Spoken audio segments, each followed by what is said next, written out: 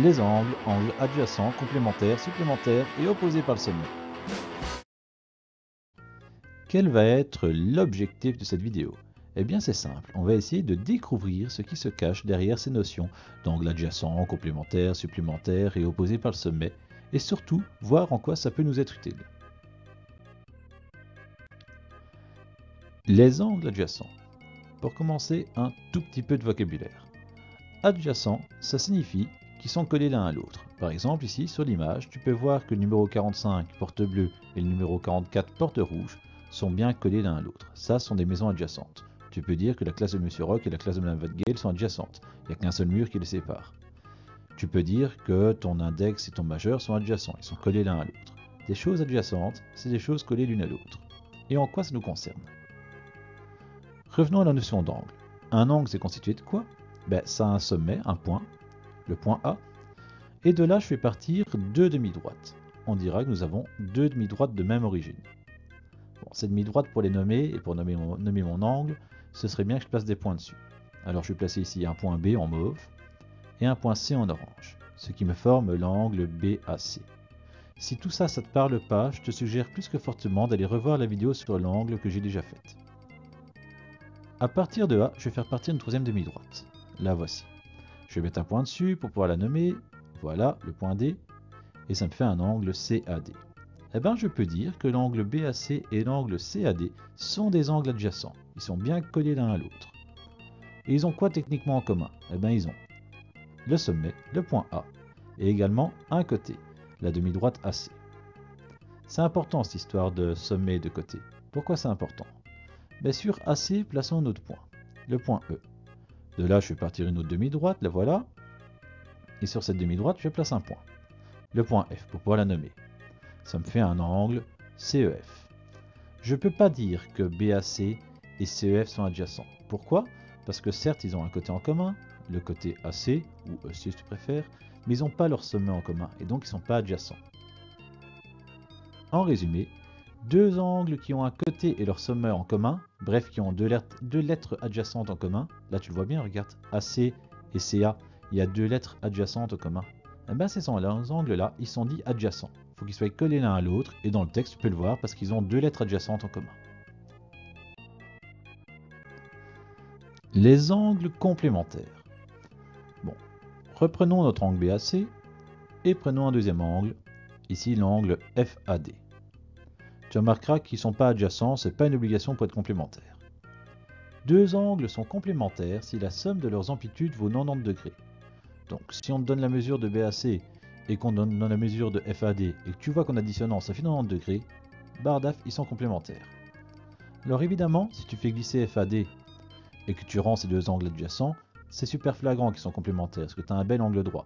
Bon, encore faut-il qu'on te dise que c'est un angle droit via un dessin ou on compte l'affirme, mais en tout cas, si tu as deux angles adjacents qui forment un angle droit, ils sont complémentaires.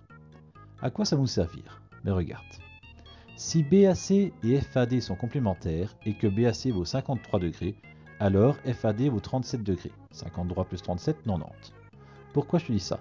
Ça veut dire que si on t'affirme que deux angles sont complémentaires et que qu'on te donne un des deux angles, ici BAC, tu peux facilement calculer le deuxième. Il suffit de faire 90 moins le premier. Alors je continue l'exemple, bref. Si BAC vaut 30, FAD vaut 60. Si BAC vaut 87, FAD vaut 3. Bon, t'as compris l'idée. Comme ça, dans un petit exercice, tu peux facilement le trouver, et ça, c'est ce à quoi ça va nous servir. Passons aux angles supplémentaires. On reprend BAC, et on prend FAD, mais cette fois-ci beaucoup plus grand. Il est carrément obtus, bien plus grand que 90. À nouveau, ils ne sont pas adjacents, c'est pas une obligation pour être supplémentaire. Deux angles sont supplémentaires si la somme de leurs amplitudes vaut 180 degrés. Ici, c'est 180 qu'on veut, pas 90. À nouveau, si je fais glisser FAD pour les rendre adjacents, c'est super flagrant, regarde, j'ai un bel angle plat, une ligne plate, ça fait bien 180 degrés. Alors évidemment, sur le dessin, c'est flagrant, s'ils ne sont pas adjacents, il va falloir additionner un petit peu. Tu t'en doutes? Ça va nous servir à quoi? C'est le même type de calcul qu'avec complémentaire.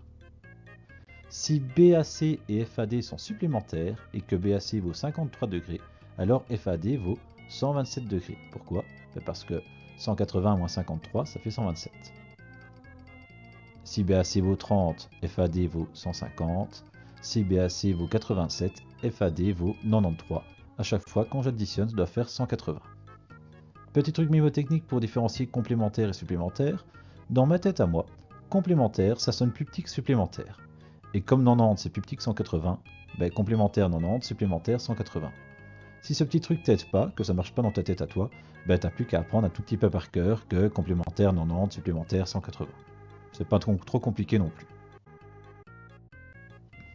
Dernière notion que je voudrais aborder avec toi au cours de cette vidéo, les angles opposés par le sommet. C'est quoi cette affaire? Eh ben prenons une droite. J'ai bien dit droite et pas demi-droite cette fois-ci. Elle a un fini des deux côtés, tu remarqueras les pointillés. Prenons une deuxième droite qui lui est séquente.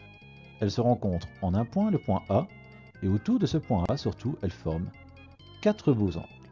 2 en vert et 2 en bleu. Pourquoi ils ont des couleurs différentes et surtout pourquoi il n'y a que 2 couleurs? C'est simple. 2 angles opposés par le sommet, ils ont la même amplitude. Les angles verts, ici, ils sont opposés par le sommet. Ben, tu vois bien qu'ils sont un en face de l'autre et qu'ils se touchent par le sommet. C'est juste ça, c'est pas une formule magique opposée par le sommet. Opposés l'un en face de l'autre par le sommet, par le sommet. Les angles bleus, même chose, opposés par le sommet. Ils se touchent dans leur sommet, ils sont pile l'un en face de l'autre. Techniquement, on dira qu'ils sont dans le prolongement l'un de l'autre par rapport à leur côté. Mais retiens en gros, ils se touchent au sommet et ils sont pile l'un en face de l'autre, pas un peu en décalage. Eh ben ces angles, ils ont simplement la même amplitude. Et ça va être super pratique pour calculer plein de choses. Voilà, c'est déjà tout. Félicitations, tu es arrivé au bout de cette vidéo. J'espère que tu as tout compris. Si ce n'est pas le cas, n'hésite pas à te la repasser. Et si ça va toujours pas, tu lèves la main et comme d'habitude, je viens t'aider.